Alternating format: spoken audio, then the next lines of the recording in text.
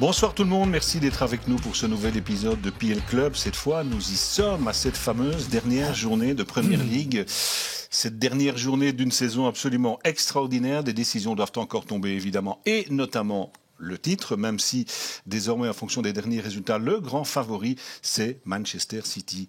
Salut Jean-François. Salut Philippe. Salut. Salut. Et puis, Christian est évidemment avec nous aussi, comme d'habitude, à distance. Tout va bien, Christian ? Tout va très bien, très content de vivre cette dernière journée avec vous. Plaisir partagé. Le titre se jouera donc dimanche, mais Manchester City a fait un pas énorme quand même vers le titre en allant gagner à Tottenham mardi. Bon, tout le monde dit c'est plié. Est-ce que c'est vraiment plié ? Moi, je ferai l'argumentaire en disant non, c'est pas plié, parce qu'il y a encore de la vie. Donc, pour les supporters d'Arsenal, il y a de l'espoir. Oui, moi je voudrais dire 2 victoires sur les 10 derniers matchs joués pour West Ham. Ils se sont ramassés quelques raclés, on en reparlera. Plus faible défense des non relégables. 71 buts encaissés pour vous situer. Burnley, c'est 76 buts encaissés. Ils n'ont pas beaucoup d'arguments pour influencer sur le titre par rapport à une équipe qui ne perd plus depuis bien longtemps. 22 rencontres avec des résultats exceptionnels. Donc, on va garder le suspense. J'ai un autre argument, mais je le dirai tout à l'heure. Ok, je vous prends au mot et on y reviendra. Je rappelle que pour être sûr d'être champion, Manchester City doit gagner contre West Ham. Sinon, Arsenal peut dépasser City à la différence de but, à condition de battre Everton. Mais en étant battu, City peut malgré tout encore être champion si Arsenal ne bat pas West Ham. Ça, ce sont les cas de figure. On va revenir dans un instant sur ces 2 matchs qui concernent le titre de champion d'Angleterre. Mais avant cela, on va revenir aussi sur les 2 matchs d'alignement qui se sont déroulés hier et qui étaient importants aussi pour l'Europe. Avec notamment un duel entre Brighton et Chelsea. Et ça s'est bien passé pour Chelsea. Ce qui se passe là maintenant, c'est exceptionnel. On sent un groupe, on voit un Cole Palmer. Oui, 9 pénaltys pour Cole Palmer, mais des stats extraordinaires. Pour Haaland, c'est 7 pénaltys transformés. Il n'est pas très très loin, il est à 5 buts, je pense, d'Haaland. Ce que fait Chelsea là, se retrouver juste derrière les Spurs de Tottenham, chapeau pour Pochettino quand même. 12 sur 12 quand même. Oui, mais c'est une fin de championnat, je trouve. Enfin, on verra. C'est un petit sparadrap peut-être sur une saison quand même un peu douloureuse. Oui, mais sur les 15 derniers matchs, Chelsea est dans le top 3. Oui, et là, chapeau. Pour l'instant, 6e. Chapeau. Bon, on verra sur la continuité, mais je leur laisse le bénéfice du doute, on verra, parce qu'ils ont l'habitude de secouer quand même bien. Qu'est-ce qui va se passer au mercato, combien de joueurs vont transférer. Ils ont plus pris l'habitude de perturber le groupe par leurs décisions que l'inverse, donc on va voir. Et puis hier aussi, Manchester United accueillait Newcastle avec une victoire 3-2 de Manchester United. C'est un match, je vais dire, de qualité moyenne, avec une équipe de United qui s'est montrée plus efficace que Newcastle, qui a eu des occasions, mais finalement 3-2, victoire de Man U. Oui, avec ce jeune élément qui est une véritable révélation. Man U, c'est aussi Menu aujourd'hui, qu'on reverra probablement à l'Euro. Ils encaissent pas mal de buts, mais ça c'est une victoire importante pour Ten Hag, parce que quand on croit qu'il se noie, il a toujours une petite paille pour respirer sous l'eau. Et donc, affaire à suivre aussi, que va-t-il se passer dans ce club-là. Il y a des équipes légendaires en Angleterre qui sont peut-être en bordure d'un renouveau particulier. Affaire à suivre. Au classement, Tottenham 5e, Chelsea 6e, Newcastle 7e, Manchester United, malgré la victoire, reste 8e. Il y a la FA Cup aussi, bien entendu, donc on verra un petit peu l'attribution des places européennes. Mais en tout cas, une chose est sûre, si Manchester United ne bat pas City au final de la FA Cup et si United est 8e, il n'y a pas de Coupe d'Europe. Non, il y a la petite paille de Ten Hag et il y a la bouée qui est la victoire potentielle en FA Cup c'est contre City. Pour essayer de... Voilà, c'est contre City, mais c'est un derby, c'est un match unique. Il peut tout se passer sur une rencontre. On est d'accord. Allez, on en vient maintenant au dénouement de cette fameuse lutte pour le titre. L'équipe qui a la main, c'est donc Manchester City qui accueille West Ham.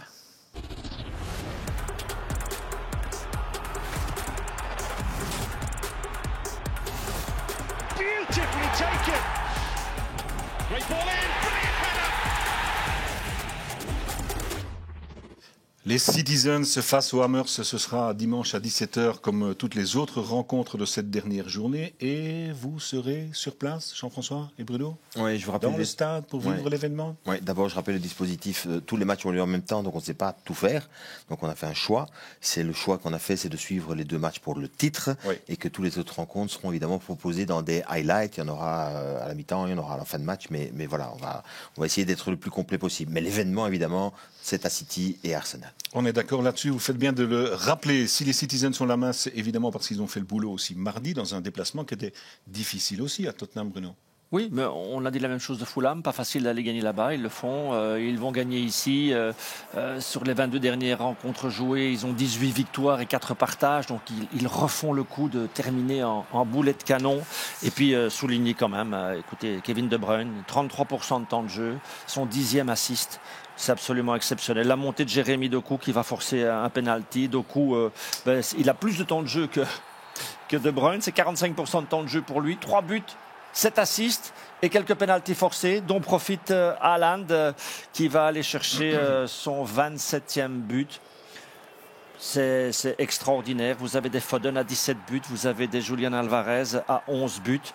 Et puis vous avez comme chef d'orchestre Kevin De Bruyne. Écoutez, on a bien sûr Rodri qui à lui tout seul représente le Bayer Leverkusen puisque c'est 49e rencontre sans connaître la défaite quand il est sur la pelouse. C'est le Bayer Leverkusen à lui tout seul. Oui, la seule petite chose de ce match-là, c'est j'espère que dimanche Kevin sera sur le terrain parce qu'il a pris un sale coup quand même. Ça n'a pas l'air trop grave. Non, mais c'est le tendon d'Achille et donc du coup ça peut parfois traîner un petit peu. C'est une sale blessure. Voilà, mais bon. Un petit mot. Certains disent que Tottenham a laissé filer le match pour qu'Arsenal ne soit pas champion. Ce sont des grands rivaux, donc Serge l'a souligné durant son direct, les supporters étaient pris entre deux feux. Mais bon, laisser filer. En tout cas, s'ils l'ont fait, ils l'ont très bien fait, parce qu'ils ont quand même 3 occasions pour peut-être gagner ce match. C'est ça aussi cette rencontre. Justement, on va venir à cela parce qu'il y a eu, comme vous le dites, pas mal d'occasions pour Tottenham, mais il y a eu un moment clé dans cette fait de match. Un fait de match, vraiment. C'est la blessure d'Ederson et la montée d'Ortega. On jouait la 69e minute. Il est furieux, lui. Ça, c'est furieux parce qu'il veut continuer comme tout sportif de haut niveau. Il pense que ça va, mais il y a une sécurité qui s'installe. Regardez ça. Il va taper dans le siège en sortant. Mais surtout, ce n'est que 0-1. Et Ortega, il a sauvé le match, lui. Première intervention. Ce ballon est incroyable. Pour le même prix, ça passe entre ses jambes et c'est un but partout. Ici, regardez cette manière dont il va sauver. Alors, ça, c'est Martinez en finale de Coupe du Monde. Est-ce que Son le fait exprès? Non. Je pense pas. Moi, j'ose ne pas y croire. Voilà. De toute façon, c'est pour le faire exprès, il faut vraiment être subtil. Hein. Vous savez, si vous fêtez peut-être un 4e titre d'affilée, que vous avez une Ligue des Champions, que vous êtes tout le temps présent là, c'est pas parce que vous avez 11 joueurs d'exception. Ils ont construit une équipe à plus d'1 milliard. Il y a un noyau là aussi. Et donc, Ortega, à l'exception peut-être du Real Madrid où est Thibaut Courtois et de Manchester City, il est titulaire partout dans le monde. Oui. Partout dans le monde. Donc, vous avez doublé, triplé les postes. Ouais. Par parenthèse, c'est la première fois que City gagne au Tottenham Hotspur Stadium en Première Ligue. Il n'avait jamais marqué en Première Ligue dans ce stade-là. Mais ceux qui ont regardé le match se disent quand même... alors franchement, c'est un match qui aurait pu tourner vraiment autrement à tout moment. Hein. Comme beaucoup en Première Ligue. 0-2, score final. Oui, bien sûr. Voilà, victoire capitale pour City. Et pourtant, Christian, on l'a souvent dit, dans PL Club ou dans l'Europe des 11, Manchester City n'a pas toujours été ultra performant face aux équipes du top 5. Oui, ça peut paraître étonnant, mais c'est pas grave parce que c'est aussi le modèle de cette première ligue. Ces matchs sont très intenses et donc gagner contre le top 5 n'est pas nécessairement une problématique. On le voit ici, ils n'ont pris que 10 points sur 24, c'est 41%, c'est pas beaucoup. Mais l'important, c'est surtout de gagner contre les équipes qui sont dites plus faibles et de ramasser le maximum de points. Et là, ils ont un petit avantage sur Arsenal parce que Arsenal a perdu des points contre des équipes plus faibles aux alentours du Boxing Day. Et voilà, ça fait partie de ce modèle, de cette première ligue. Il faut surtout gagner contre les équipes qui sont plus faibles.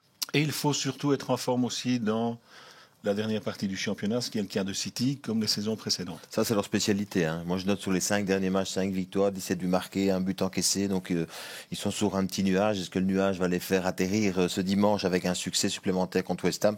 Je pense que oui, mais bon, on peut toujours douter et on peut toujours en tout cas entretenir le suspense. En même temps, je regardais le match comme tout le monde, comme tous les amateurs, je regardais le match de City à Tottenham et j'envoyais des messages à Christian qui regardait de son côté bien évidemment en lui disant mais qu'est-ce qu'ils font City, ils cherchent les problèmes ou quoi ? Point d'interrogation. Oui. La maturité totale de cette équipe. Ils sont champions sans numéro 9, ils sont champions avec un numéro 9, ils vont être peut-être champions sans De Bruyne, 30% de temps de jeu pour Kevin, c'est pas énorme. Donc, je veux dire, il a des possibilités dans tous les sens et à chaque coin de la pelouse. En préparant cette émission, Christian, vous avez quand même pointé un style de situation qui pourrait mettre en difficulté Manchester City dimanche. Ce sont les longs ballons. C'est bien cela ? Oui, et bien c'est un peu, surtout les ballons qui viennent de la zone défensive adverse ou du milieu de terrain. Voilà, des ballons comme ceux-ci qui sont relancés de très loin. Et ça a été le cas notamment, puisque vous l'avez montré avec l'action de Son. Ça pourrait être un point d'inflexion dans ce match. Parce qu'on le verra plus tard, c'est une des forces de West Ham, cette reconversion rapide. Voilà, regardez, il y a un ballon qui vient de très loin, ils se font surprendre. Alors c'est un peu normal puisque cette équipe joue avec un bloc équipe très haut, il y a une possession de balle très haute.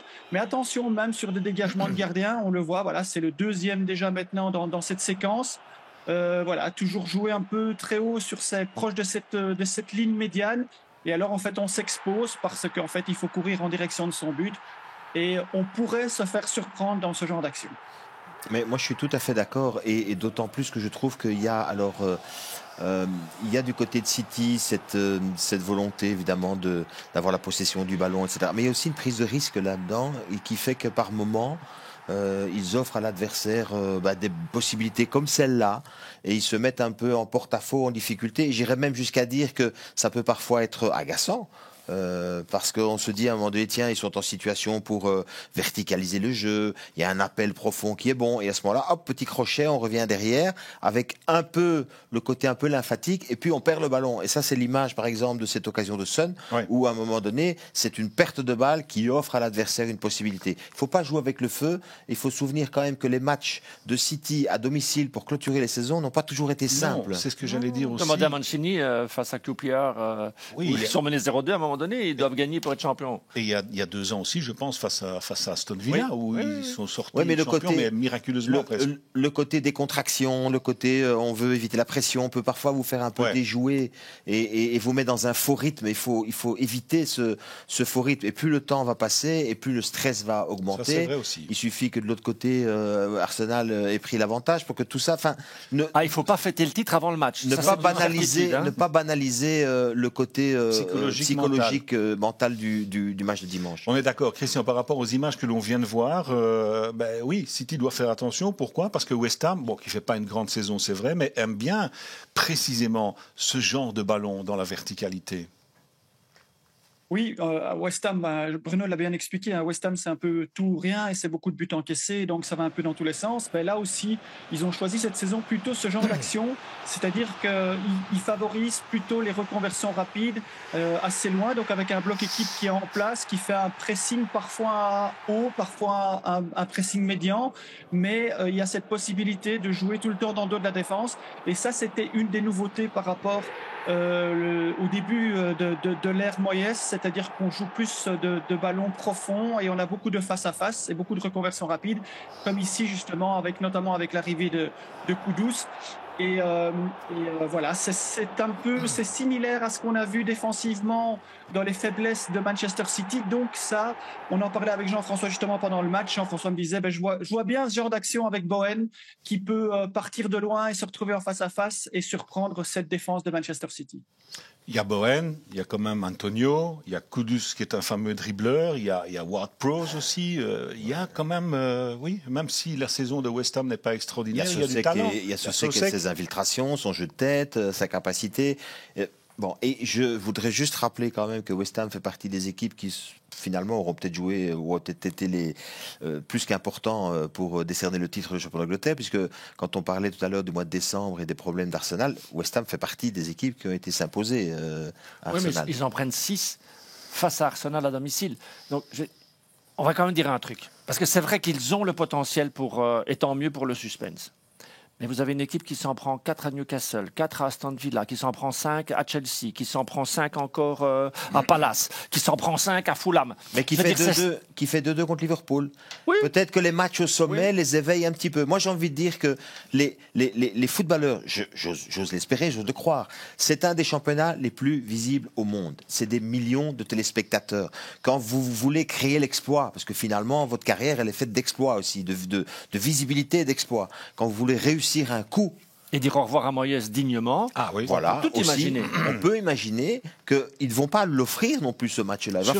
Il va falloir le gagner le match. Sûrement pas. Mais ça peut être 5-0 aussi. Mais ça peut être 5-0 aussi, évidemment. Et on sera attentif aussi, Christian, au début de match des Hammers, parce que parfois, même souvent, en début de match, on a l'impression qu'ils ne sont pas trop éveillés, les Hammers. Non, pas du tout. Et d'ailleurs, dernièrement, ça a été vraiment le cas, puisque depuis le début du mois d'avril, sur 5 matchs, ils ont encaissé 5 fois dans le premier quart d'heure. Et donc 4 dans les premières 10 minutes. Donc peut-être que le match sera déjà plié après 10 minutes si Manchester City marque rapidement, parce qu'ils vont les surprendre et c'est un de leurs modèles. Cette équipe a encaissé 11 buts dans le premier quart d'heure cette saison, dont 5 depuis le mois d'avril. Donc cette équipe est la plus mauvaise dans ce domaine-là. Voilà, c'est une équipe qui, voilà, comme disait Bruno, ils peuvent en prendre 5 dans plusieurs matchs. C'est une équipe qui parfois dort, c'est parfois une équipe qui est surprenante. C'est un peu à l'image de Moyes et de tout ce qu'il a fait comme travail.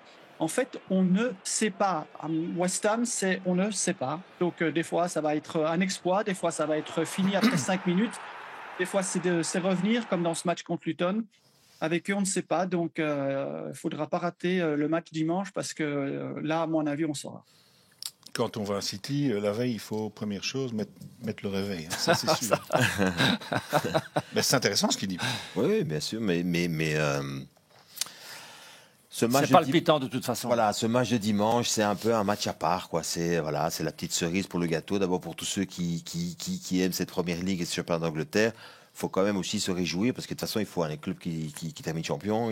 Donc pour l'instant, voilà, on a ce suspense entre les deux, parce que City n'a pas droit à trébucher un petit peu à domicile, ou n'a pas droit de faire un partage non plus, il faut le rappeler. Voilà, en principe, oui, ils se mettent en danger. Ils se mettent en danger, tout à fait. Oui. À partir du moment où il faut un partage, ils n'ont plus leur sort entre leurs mains. Exact. Donc la seule et unique façon de remporter ce titre à 100%, c'est gagner.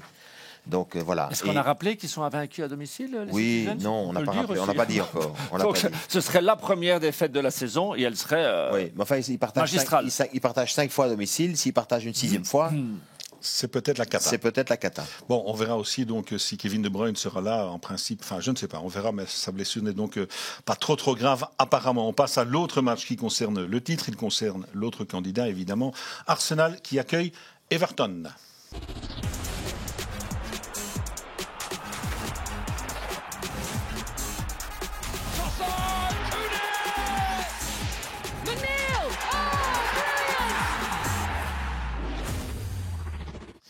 Les Gunners se sont fait dépasser par City mardi soir. Ils font une saison quand même magnifique. Leur bilan en 2024 est exceptionnel. 14 victoires, un partage, une défaite, 43 points sur 48. Et pourtant, ils risquent d'être très déçus. D'autant qu'ils attendent ce titre de Première Ligue depuis 20 ans. Oui, à la différence de la saison dernière, ils sont consistants jusqu'au bout. Mais bon, vous avez un rival, on vient d'en parler, qui est sur des stats hallucinantes. Vous vous dites en 2024, une défaite va nous coûter le titre peut-être. Oui, ce qui leur coûte le titre, c'est évidemment Villa. Villa, oui. 2 défaites contre Villa, dont cette défaite quand même assez incroyable à laquelle on a assisté. Après 45 minutes, on ne s'imagine pas ça, bien sûr. Ça devait être 3-0 à la mi-temps. C'est fou. Et puis ce mois de décembre, avec ce petit bilan d'1 point sur 9, et je le rappelais tout à l'heure, West Ham fait partie des équipes qui ont été gagnées à Arsenal. Voilà, ce bilan-là, et avec cette phrase magique de Sir Alex Ferguson, hein, on ne gagne pas un titre, mais on le perd. On y est peut-être. Peut-être. En tout cas, Arsenal s'est imposé dimanche, quand même, dans un match qui était compliqué également, un déplacement difficile. C'était à Manchester United. Un petit but marqué par, l'inévitable Trossard, qui fait quand même une saison magnifique aussi, lui. Et qui marque des buts très très importants. On en a parlé en long et en large dans notre dernier vidéo sur le système défensif appliqué du côté des Red Devils. Fallait-il encore en profiter? On a vu une équipe d'Arsenal très très lucide, pas spectaculaire. C'était un choix technique, Jean-François, de gérer complètement la rencontre et ça leur a bien réussi. Il fut un temps où ce serait terminé avec un but partout, ce match-là. Plus aujourd'hui. Totalement d'accord. Ils ont acquis de la maturité. Oui, ils ont. Declan Rice aussi. S'ils avaient atteint une maturité optimale, ils n'en seraient pas là, ils seraient devant. Oui. Mais à un moment donné, il faut quand même faire le constat qu'ils sont quand même derrière au moment de jouer cette dernière journée. Oui, mais par rapport à la saison passée, je veux dire. Oui, par rapport à la saison passée, mais il leur manque encore un petit quelque chose. Et ce petit quelque chose, c'est justement Villa et c'est ses points perdus au mois de décembre. Maintenant, ce match-là, face à Manchester United, le but qu'ils marquent, alors je ne sais pas s'ils auront peut-être marqué un autre, c'est possible mais il y a eu peu d'occasions dans ce match. Ouais. C'était un cadeau de l'adversaire. C'était un match embêtant et c'était un cadeau de l'adversaire. Enfin, quand je dis cadeau, ça c'était vraiment un cadeau avec un gros nœud, parce que c'était vraiment les deux défenseurs peu expérimentés qui passent Casemiro et Evans. C'est pas possible non plus ça. Ok, Christian, la particularité des Gunners, parmi leurs qualités, ils en ont quand même pas mal, le fait qu'ils ouvrent le score souvent de la tête. Vous nous avez dit ça, vous m'avez dit ça en préparant cette émission, ça m'a surpris. Bon, j'imagine que vous allez à nouveau parler des phases arrêtées alors. Oui, entre autres, mais il y a aussi, on peut marquer de la tête de plein jeu suite à un centre ou un ballon aérien. Donc, ce qui est intéressant en regardant les modèles, c'est qu'en fait, ça, c'est une particularité aussi du football anglais, c'est si on ne marque pas de la tête, il y a des objectifs qui ne sont pas atteints. Et là, quand même, cette équipe a marqué 16 fois de la tête. C'est la meilleure équipe du championnat de la tête. Évidemment, alors c'est combiné parce qu'ils marquent beaucoup sur des corners et des phases arrêtées. Mais cette équipe a ouvert 8 fois le score grâce au jeu de tête. C'est intéressant parce qu'on a évoqué qu'ils étaient tellement bons sur le jeu dominant placé, sur venir en zone optimale, de donner le ballon au cordeau, de faire le jeu. Mais en plus de ça, maintenant, il y a cette capacité à marquer de la tête et en profiter pour ouvrir le score. Et donc, c'est un élément supplémentaire. C'est comme les tirs en rectangle, c'est comme marquer sur corner. Il y a une philosophie de jeu générale, mais il y a des petits éléments. C'est comme des options qu'on achète sur une voiture qui en fait une voiture de luxe. Eh bien, cette équipe est une équipe de luxe parce qu'ils ont les petits domaines et les petites options qui sont excellentes. Il y a des joueurs comme Saka, comme Trossard, qui ont aussi marqué de la tête. Ça veut dire qu'il ne faut pas uniquement de la taille. Non. La justesse. Ça veut dire que ça peut être le hasard aussi, quand c'est Trossard qui marque de la tête. Non, je rigole, parce que c'est quand même pas son point le plus fort. Mais non, je voudrais simplement rajouter que l'équipe est certainement plus complète, que dans le match qu'on a vu à Manchester United, elle est plus lucide elle a été, comment je vais dire ça.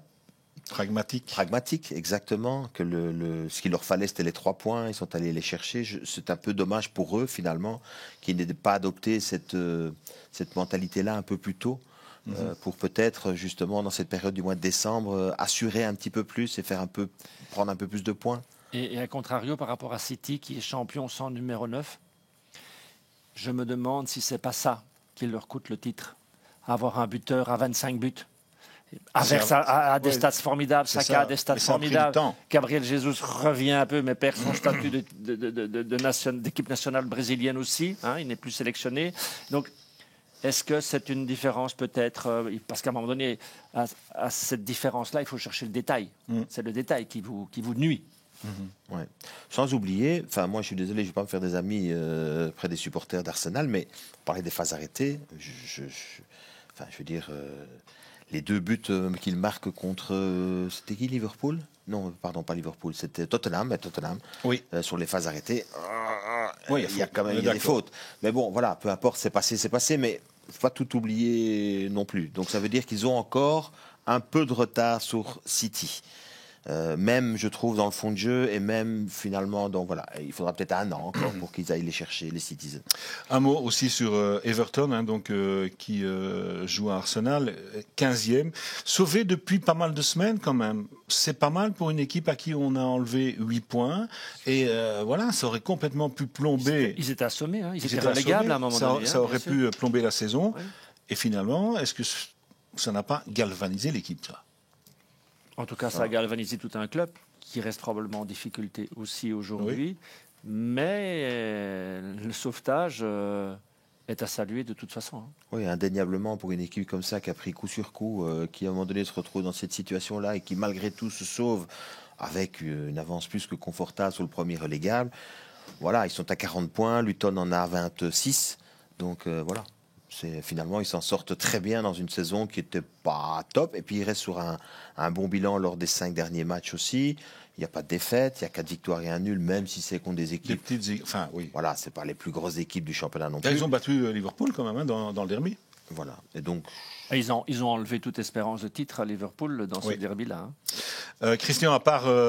Liverpool, c'est vrai qu'ils n'ont pas affronté beaucoup de gros calibres, mais au niveau défensif, récemment, c'est quand même assez impressionnant, notamment au niveau des clean sheets. Oui, on se moque souvent du système, du modèle de jeu appliqué par Sean Dyche, et c'est vrai que même quand il était à Burnley, l'aspect offensif a toujours été, je ne veux pas dire négligé, mais il n'y a pas beaucoup de fluidité, de qualité et de spectacle dans le football offensif, mais dans le football défensif, il fait le travail et on le voit maintenant. Voilà, ils ont eu, comme vous l'expliquez, le stress d'avoir perdu des points et de malgré tout de devoir réagir. Mais regardez le tableau. Je pense que depuis avril, quand on arrive dans le Money Time et qu'on fait sur 2, 4, 6, sur 7 matchs, on fait 5 clean sheets, je trouve qu'en fait, il y a rien à dire et il mérite largement de rester dans cette première ligue. Alors oui, c'est vrai, c'est une des plus mauvaises équipes au niveau offensif, mais il faut faire le travail défensif. Tous les sports collectifs, la première chose, c'est defense, defense, defense. C'est ce qu'on crie dans les matchs de basket, dans les matchs de volley. Il faut défendre pour pouvoir obtenir quelque chose. Et lui, avec son système, il l'a fait. C'est vrai que les dernières saisons, le sauvetage a été plus compliqué que cette saison-ci, malgré les points perdus ou retirés. Et quand j'entends Christian dire defense, defense, pardon de revenir sur Arsenal, mais je me dis c'est la meilleure defense de Premier League, les Gunners, et peut-être pas champion. Mais après, voilà, ils ont Everton, un bon gardien, Pickford, même si c'est un gardien qui peut avoir des hauts et des bas. Ils ont une défense qui, ces dernières semaines, est beaucoup plus solide. Et comme je disais tout à l'heure, c'est aussi pour eux, je dirais, la dernière révérence sur cette saison-ci. Donc, ils ont peut-être envie de la terminer en beauté, avec un exploit, puisqu'ils ont tellement souffert tout au long de cette saison. Avec, une équipe qui maîtrise les éléments de Première Ligue. Oui. C'est pas un hasard si les 3 promus descendent. Il y a des paramètres qu'il faut maîtriser là. Il y a de l'expérience qu'il faut accumuler parce que c'est un championnat tellement exigeant et puis ça se joue parfois à des petits détails. Et puis Christian, il y a le réveil de Calvert-Lewin aussi, qui a quand même connu un passage à vide assez impressionnant et ce retour dans l'efficacité, je vais dire, a fait du bien. Ah oui, ça fait du bien parce qu'on l'avait vu s'épanouir lorsqu'il jouait avec Richarlison sous Ancelotti. Alors après, ça a été plus compliqué. L'arrivée de Benitez qui a changé complètement le système de jeu et on ne passait plus par les flancs, donc il n'était plus là pour mettre sa tête ou reprendre des buts au cordeau. Et là, petit à petit, il revient depuis cette fin ce mois d'avril. Il a marqué 4 buts dans une équipe qui a vraiment des difficultés à marquer. Ça fait du bien pour lui parce que c'est vraiment un joueur avec un talent exceptionnel. Il fait partie de cette série de joueurs comme Ings, comme Solanke, comme Antonio, des joueurs d'équipes de milieu de classement qui marquent un nombre important de buts et qui sont surtout là pour sauver leurs équipes. Et je pense que c'est bien de le revoir. C'est un joueur attractif et c'est chouette qu'il revient à ce niveau-là. 7 buts pour un attaquant, c'est pas énorme. Mais il a marqué au moment où il y avait vraiment du stress. Il a recommencé à marquer à ce moment-là. 7 buts pour une équipe dans une telle difficulté, c'est énorme. C'est pas énorme par rapport à des proportions qu'on pourrait trouver en Première Ligue. Ou comme par ça. rapport à ses propres qualités. On va dire il est capable de marquer plus souvent une saison. Mais dans le contexte actuel, vous avez ces 7 buts-là, ça vous sauve. C'est un atout. C'est évidemment un atout indéniable. Moi, je me dis aussi, parce qu'il ne faut pas négliger parmi tous les événements de ce week-end, c'est peut-être la dernière aussi d'Onana à Everton, parce qu'on ne sait pas où il ira la saison prochaine. Il se dit que beaucoup de clubs et de grands clubs sont intéressés par son profil. On verra. Il y aura un championnat d'Europe, évidemment, après. Donc voilà, il y a beaucoup de raison aussi de regarder ce match avec beaucoup d'attention parce qu'encore une fois, alors je ne sais pas, Onana, il pourrait être un profil qui pourrait intéresser Arsenal, c'est pour ça que je le dis, c'est un des clubs cités, donc voilà, on verra. Ok, bon, on a fait un petit peu le tour de la question. On va vous laisser parce qu'on a un avion à prendre. Hein. On peut être très très tôt là autour de... Vous avez raison, effectivement. On verra, hein, et le suspense est entier. Moi, je me dis, tiens, au fond, on se dit, est-ce que c'est West Ham qui va accrocher les uns ou est-ce que c'est Everton qui va accrocher et si les deux, en fait, étaient accrochés? Ça reste dans le domaine du alors de toute façon, s'ils perdent tous les deux, c'est statu quo. Hein. Ah oui. Voilà. Oui. Mais voilà, donc le suspense est entier et ce sera vraiment une fin d'après-midi magique.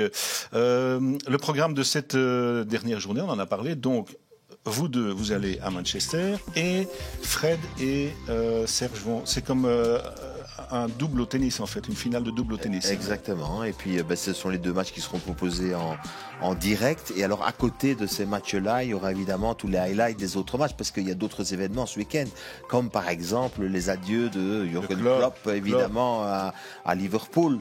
On aura un œil attentif sur la prestation de Manchester United, sur la prestation de Newcastle, de Chelsea. On n'oubliera personne, mais à un moment donné, quand tout le monde joue en même temps, on ne sait pas mettre tout le monde en même temps non plus. Donc voilà, on va essayer d'être le plus complet possible pour que tout le monde puisse prendre du plaisir et profiter dimanche. De ce moment. Et ce sera aussi avec Christian et l'application Discord. Oui, je vais essayer d'être sur les deux matchs en même temps. Je mettrai le double écran, je regarderai, écouterai d'un œil les deux matchs. Et j'essayerai de répondre puisque nos abonnés sont supporters de différents clubs qui seront partagés dans ces deux matchs. Donc, je vais essayer de faire les deux matchs en même temps. Ce sera une plus-value. Comme d'habitude, on vous rappelle que vous pouvez nous rejoindre sur les réseaux sociaux, Instagram, X et Facebook. Si vous ne l'avez toujours pas fait, on termine en rappelant qu'il y a une dernière émission, PL Club, jeudi. Oui. Jean-François, qui sera une émission... spécial, bilan. Oui, retour sur la saison, bilan et avec toujours l'ADN de l'émission. C'est-à-dire qu'à un moment donné, on part des faits et voilà, on n'est pas avec une boule de cristal, on n'est pas, mais on va regarder, on va se retourner cette fois sur la saison en essayant tout ce qui a été dit. Voilà, on essaie de prendre des points de repère en disant tiens voilà, il y a eu ça et des petites choses, mais qui seront analysés dans la dernière émission. Voilà. Super, ce sera jeudi prochain, le rendez-vous est pris. Comme on dit, merci Jean-François. Merci. Merci Bruno, on vous souhaite déjà un bon voyage là-bas. Profitez-en. Merci Christian, passez une belle fin de semaine et on vous fixe rendez-vous en ce qui concerne le foot, bien entendu. Donc dimanche en fin d'après-midi. Excellente semaine, à bientôt, bye bye. A day for destiny. Intensity. A European place, a two-horse race. Who can disrupt? Step it up. Reach, survive it. Lift the title. Find, earn, win. Premier League, the final day.